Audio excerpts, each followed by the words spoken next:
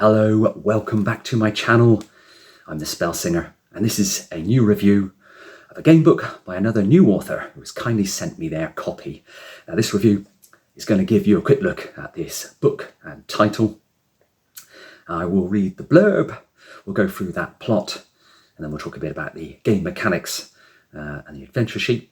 I'll run the artwork through this video and have a short chat about the illustrations.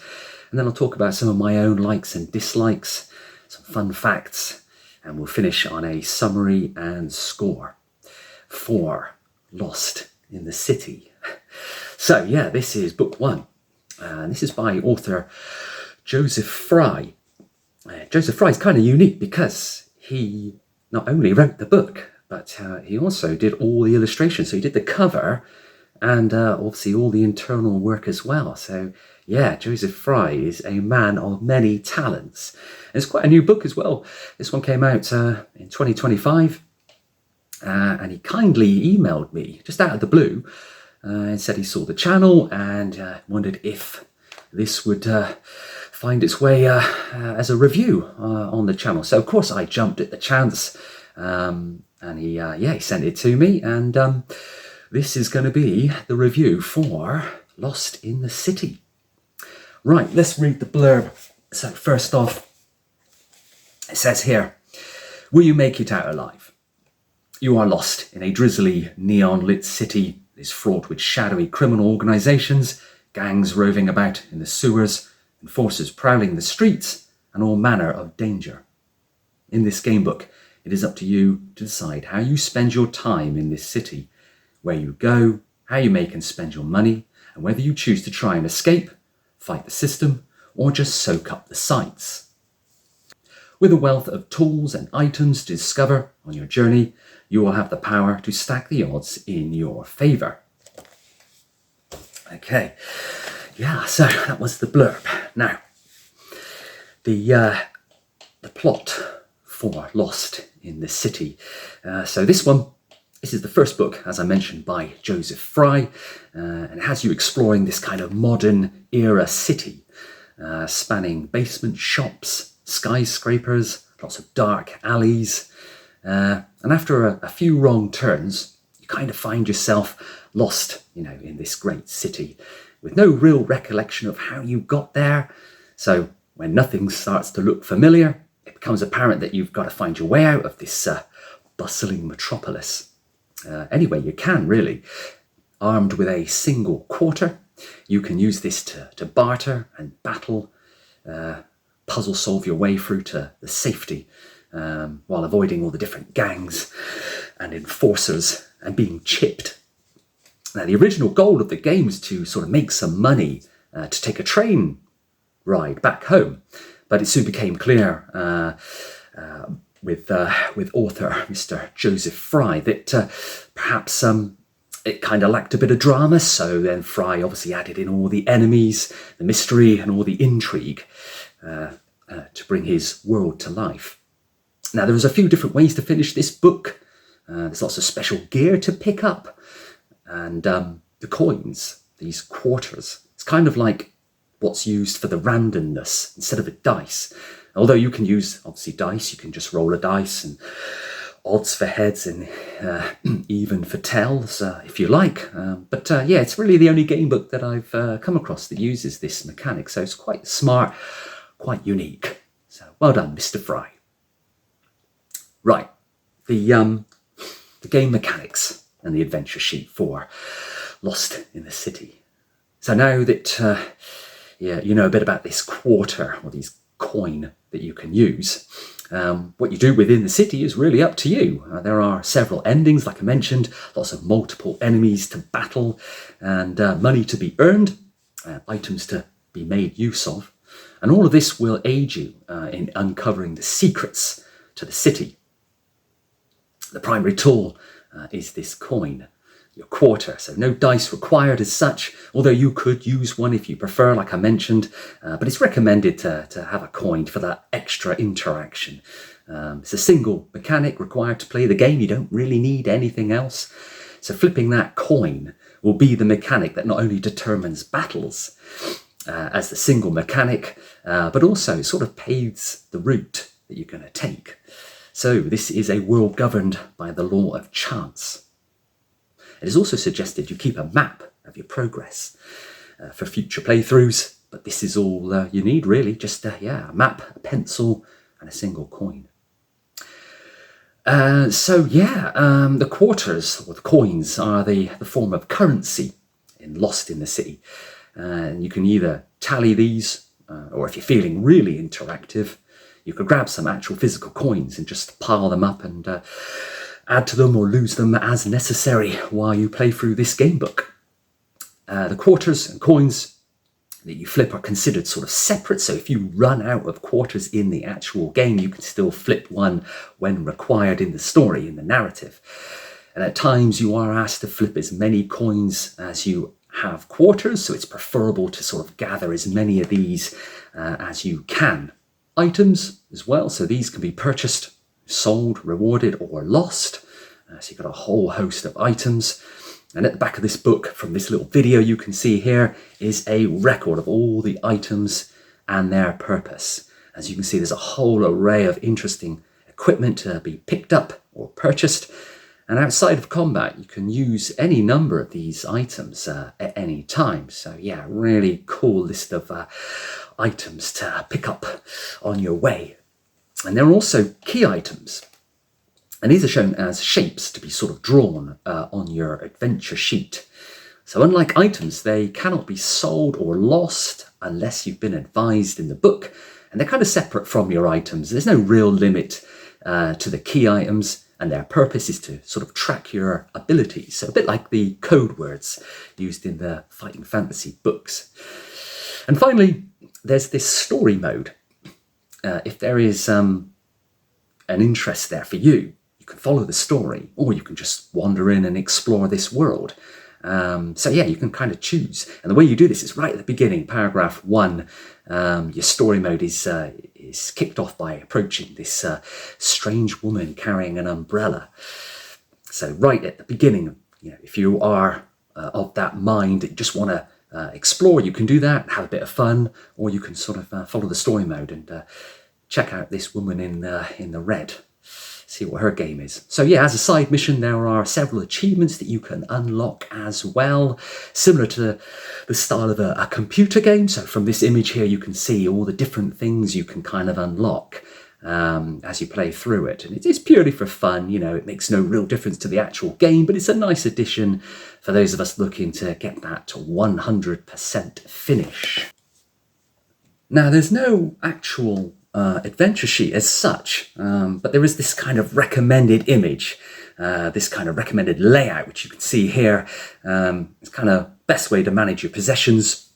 So you've got your quarters, your items, your key items, and it's absolutely fine. It's perfectly good. You don't actually need a full-blown adventure sheet. You just need somewhere to kind of note all the different things that are going to be changing throughout this book. Now, the artwork.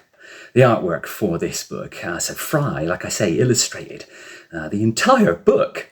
So he did the cover, the internal illustrations. The concept was born from a single drawing finished several years prior to this book being released. And this is the image here. So yeah, Fry used this piece of art to kind of shape the story and inspire his creativity. Now, he originally planned to illustrate 140 pieces of art. However, this kind of proved to be a bit too time consuming. So he kind of divided these pages up into multiple sections to keep the page count a bit more reasonable and bring that illustration count down somewhat, save time and cost as well. Now, Fry has travelled to all major cities, lots of major cities, including Tokyo, New York City, San Francisco, London, and you can see some of this reflected in the artwork as you read through this book. So every new location that you turn to or arrive at in Lost in the City, you get this image of what you're actually confronted with to coincide with the narrative. And all this art has that kind of neon-drenched feel, really lends a hand to sort of feeling truly immersed in this world. And it turns out that Fry drew this image, this one here, like I say, years before he wrote the book. So this piece of art kind of captures that feeling of travel, with an unknown city.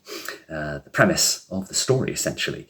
It was from this illustration, actually, that Fry began to think about how it would feel to explore such a world, how to talk to these people, what's behind this door, what's down this dark alley, buildings and shops to explore. So yeah, all kind of all began with this single image. So Fry designed and illustrated, all these new areas, all the different places you can visit within the book, hence the high number of scattered illustrations that litter this brilliant game book.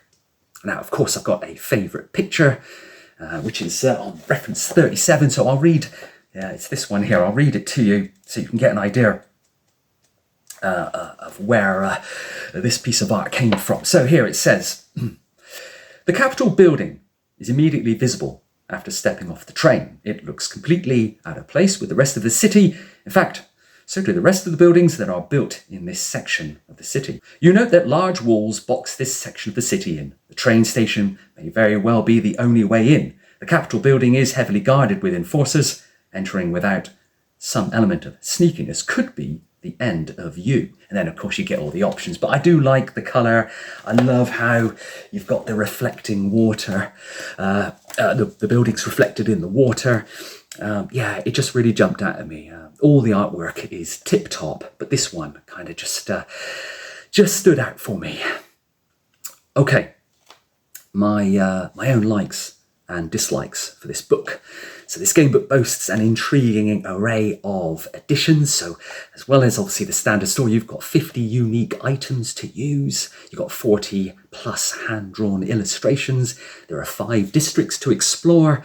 There are 5 bosses to battle. You've got 6 major endings, and all this wrapped up within 230 sections. So yeah, there's a lot to go on with. This book has kind of an original, beginner-friendly rule system, so it's not too difficult to sort of get your head around. It's good for like I say, a beginner. So all you need to play is obviously a pen and pencil, a piece of paper, and at least 1 coin to flip. I love how you can sort of dip into this kind of minimal preparation. You can just pick it up and immediately hit the narrative. Read through the story and likely discover new paths as well that have so far eluded you. I found this a lot as I was playing through it. 3 or 4 or 5, 6 times into it, I was still discovering new routes and being able to double back on myself to pick up anything that I had missed before. Yeah, this book, it oozes atmosphere. It's got a vibrant prose and very usable, friendly mechanics. And it really only suffers from the typical issue with an open world adventure where you can kind of loop back and forth, which is the problem of consistency. So I found looping back to the start quite advantageous, but of course you will meet the same people, you will fight some of the same fights and perhaps collect some of the same items that you did previously. So it's the same old problem. It's very hard to get around.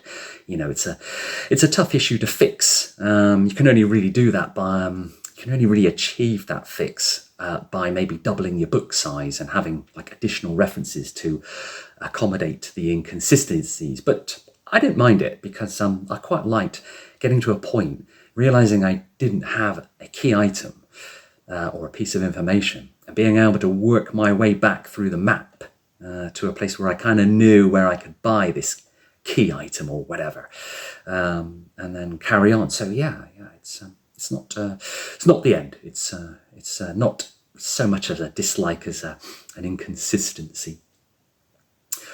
Right, fun facts for this book. So there's a digital version of Lost in the City. It comes as a PDF file, so it's identical to the full colour print book with every choice and section, which is just hyperlinked really for ease of play. I'll put the link in the description actually, so you can have a look at that in your own time. Now, Joseph is he's obviously the writer and illustrator of the book. He's already working on his next game books. Of course, this is book 1, so he's already knee-deep in the second book.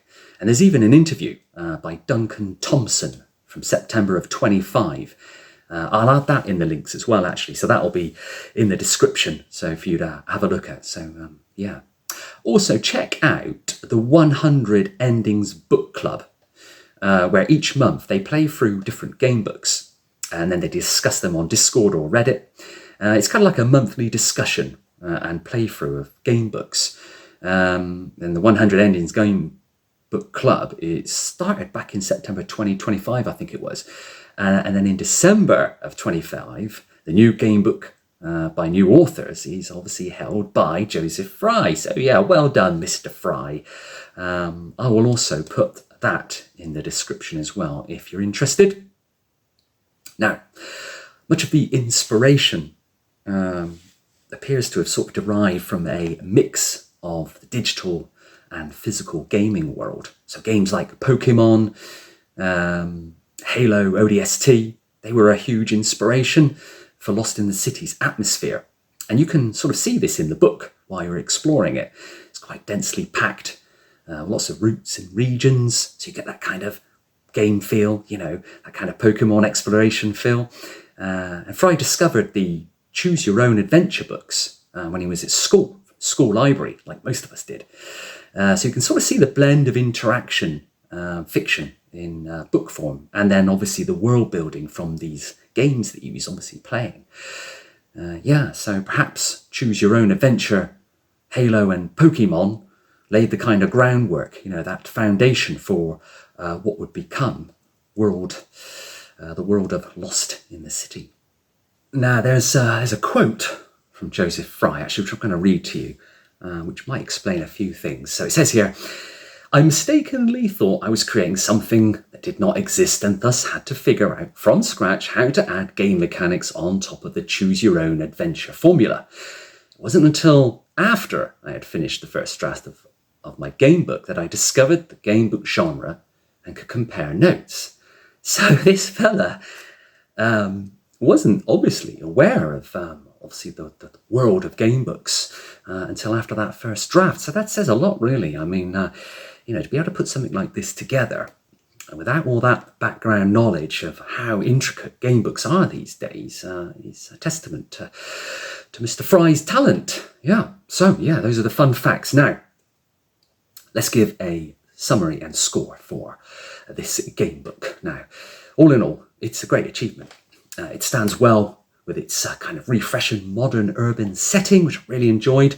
Very atmospheric artwork throughout the book, and quite light mechanics, so avoiding sort of heavy number-weighted sort of techniques and instructions. You can just jump straight into this book, providing you've got a coin. So it's well suited for those who sort of enjoy that sandbox urban exploration and quick sort of casual interactive fiction. The game book has a very cohesive style. The layout and design matches the feel of the book really well, and it's a perfect length as well, so you can just sort of pick this book up and go immediately and not have to be too concerned about having a huge tabletop full of gizmos and pool balls. It's an excellent book for either those starting out or, you know, the more accomplished readers looking for something a little bit different. Lost in the City is narrative driven with lots of puzzles. It's not overly long, as I mentioned, minimal rules, no ability checks, and the coin flip that's implemented well kind of helps determine that random nature, you know, those random events in the perfect manner. There are multiple endings, which is always a good thing, and an achievement list for those that are looking for that 100% completion. So it's got good lastability, you know, you're going to want to come back and get that 100%. And it's great to see so many items and key items that are available, and they all look quite contemporary, but still have that cool 8-bit graphics look that I quite like. Now, we discussed the art, but I understand that much of the same style will be finding its way into book 2 as well. So, of course, there was a lot of art that was detailed and designed by Mr. Fry, and some of that is going to work its way into book 2. So, yeah. Now, the author explained to me that he has many ideas that couldn't make it into this first book, and he's now working to get most of them into this second one. So there's that to look forward to. you can expect some improvements in the gameplay system, perhaps a larger and more story-focused gamebook, and possibly the making of a trilogy. So who knows? Fry is also working on a very different gamebook project on the side, sort of a monster battler RPG style, a bit like Pokemon, complete with overworld graphics and sprites inspired by the Game Boy, I understand. The Game Boy Color games. We all remember the Game Boy. I only had the green screen. So yeah, watch this space. There's lots to come.